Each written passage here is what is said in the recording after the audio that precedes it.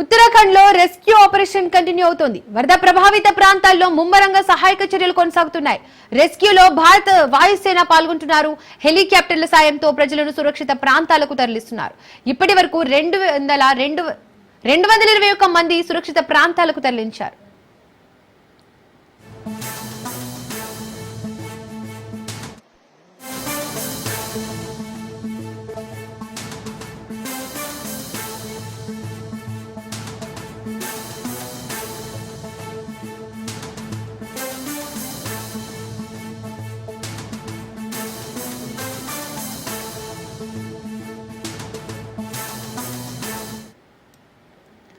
ఉత్తరాఖండ్ లో rescue operation continue అవుతోంది.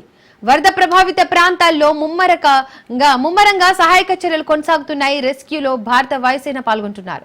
హెలికాప్టర్ల సాయంతో ప్రజలను సురక్షిత ప్రాంతాలకు తరలిస్తున్నారు.